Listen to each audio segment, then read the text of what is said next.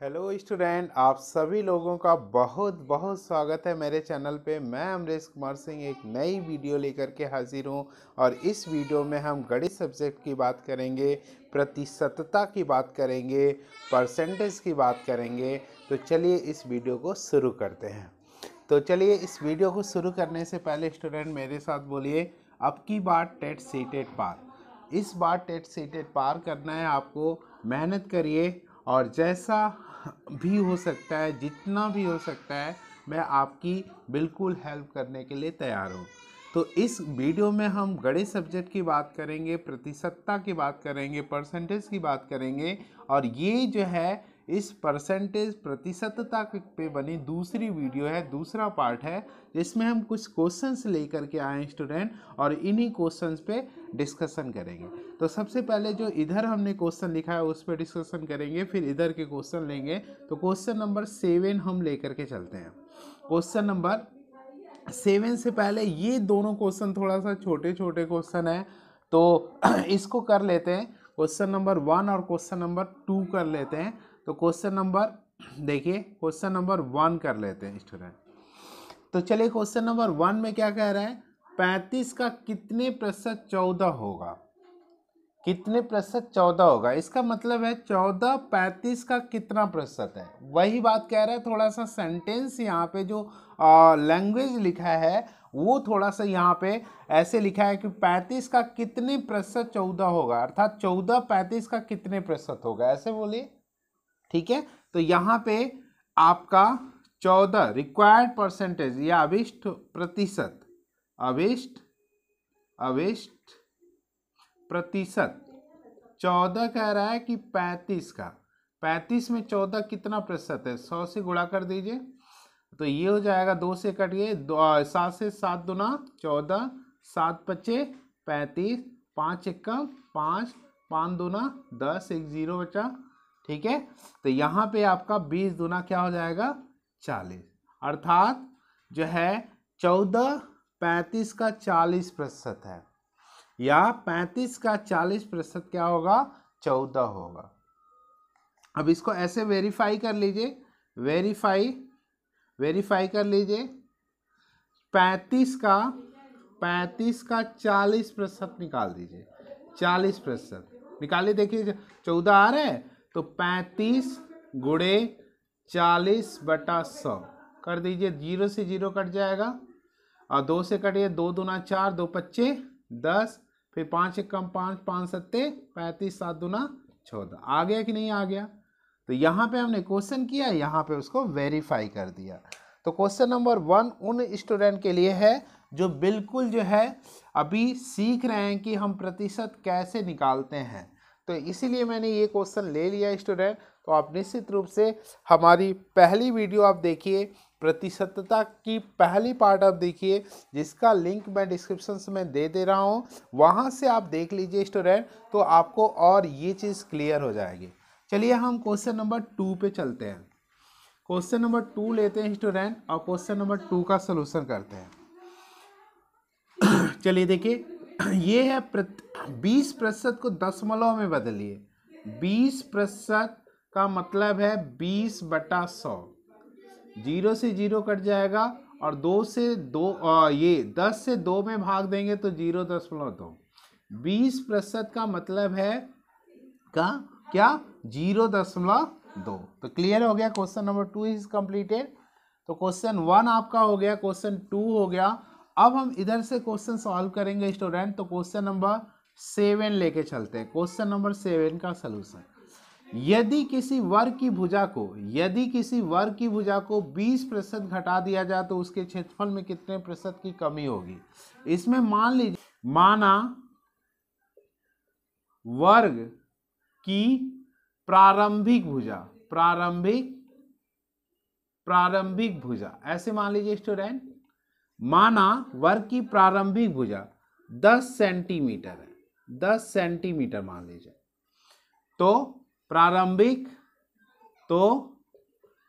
क्षेत्रफल कितना हो जाएगा, प्रारंभिक क्षेत्रफल कितना हो जाता है, भुजा का वर्ग हो जाएगा। तो क्या हो जाएगा, 100 सेंटीमीटर स्क्वायर हो जाएगा। क्लियर है। अब 20% भुजा को घटा दे रहे हैं, 20% घटा दिया जा रहा है, 20% घटाने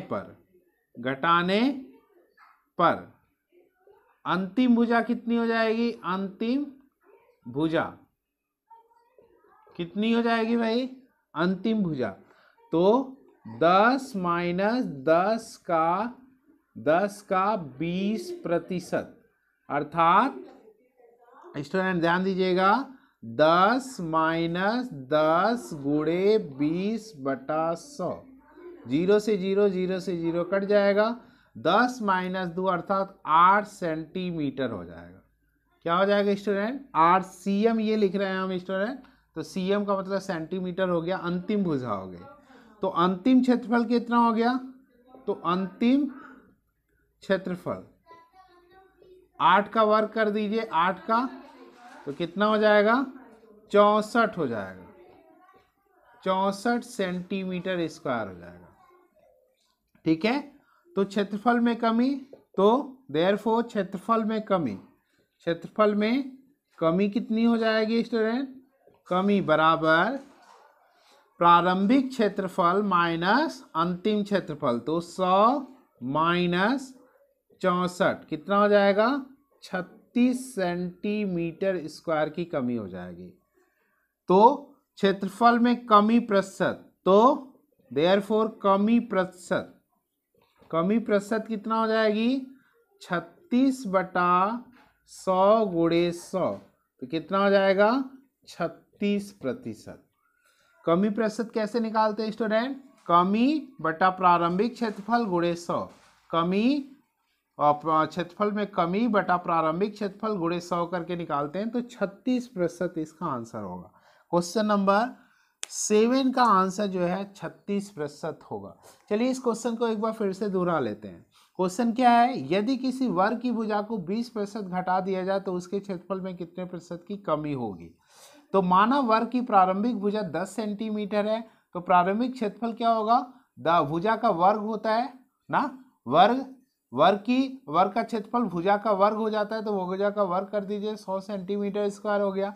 20% घटाने पर क्या घटा रहे हैं भाई? भुजा घटा रहे हैं, भुजा का मान 20% घटा दे रहे हैं, तो 20% घटाने पर अंतिम भुजा 10 माइनस 10 का 20%, ठीक है, तो 10 का 20% 2 होगा, 2 घटा देंगे यहाँ, तो 8 सेंटीमीटर भुजा हो जाएगी।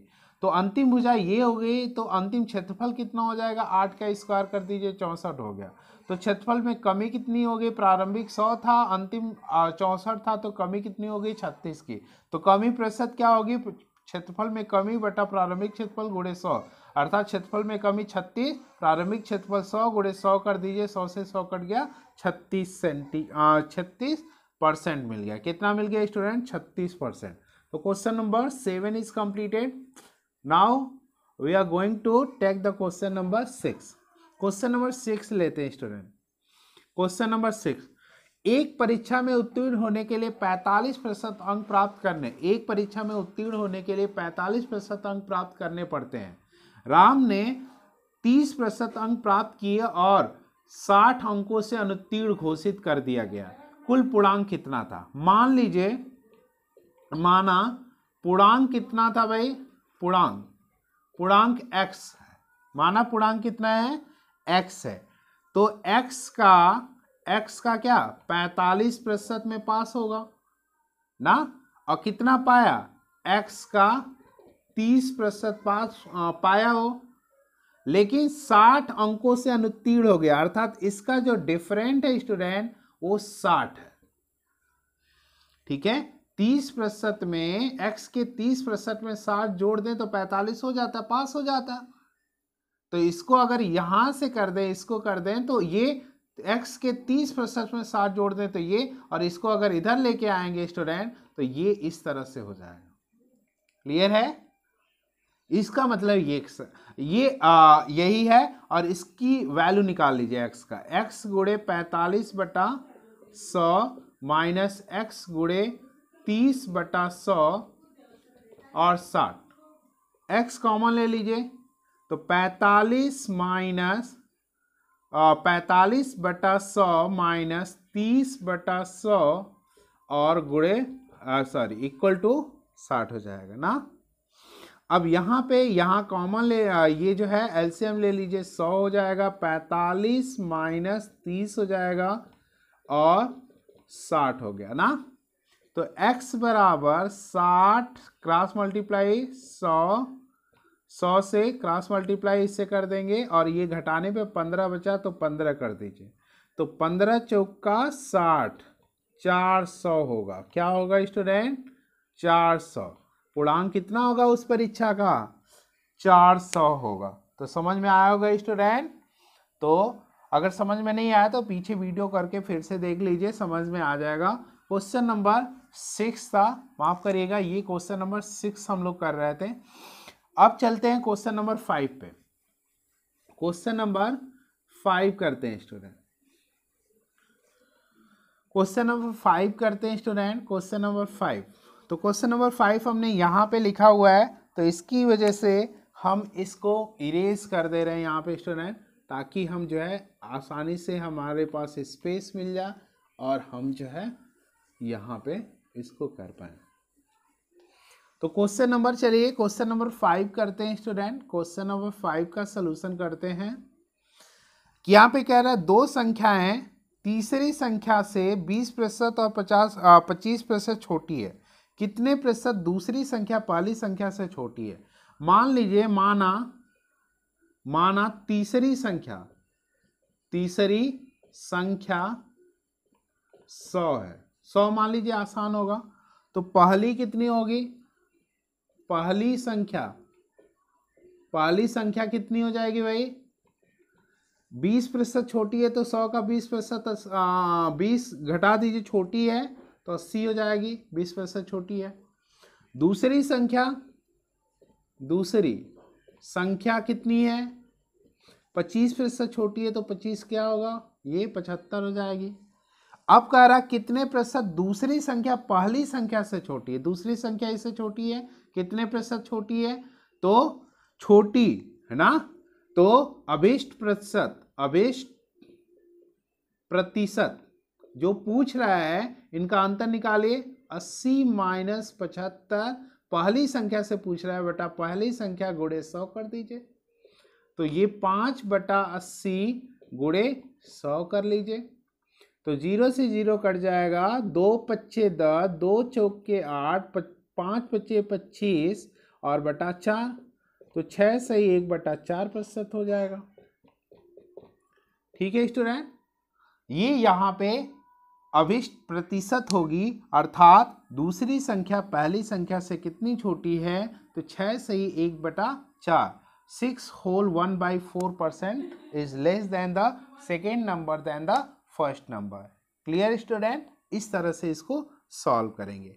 क्वेश्चन नंबर 5 हो गया स्टूडेंट। अब हम आएंगे क्वेश्चन नंबर 4 पे।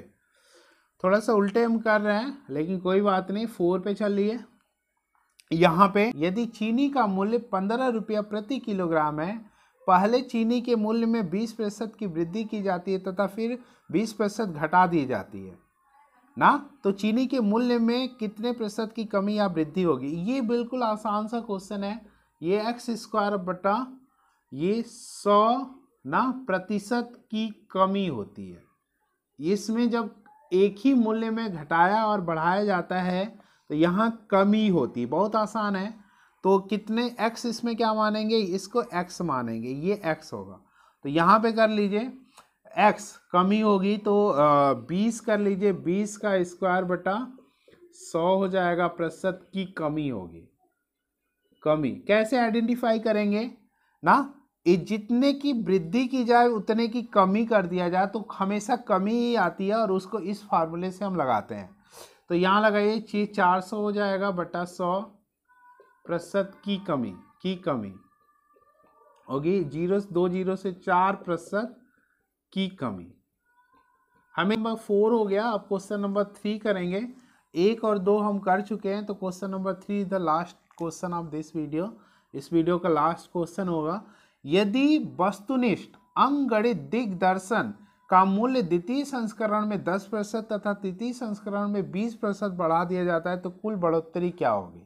बढ़ोतरी पूछ रहा है। देखिए, मान लीजिए, माना प्रारंभिक मूल्य, प्रारंभिक मूल्य कितना था? मूल्य 100 रुपया था। कितना था? 100 रुपया। तो प्रथम बढ़ोतरी, बढ़ोतरी के बाद मूल्य, बाद मूल्य कितना बढ़ रहा है? 10% बढ़ रहा है।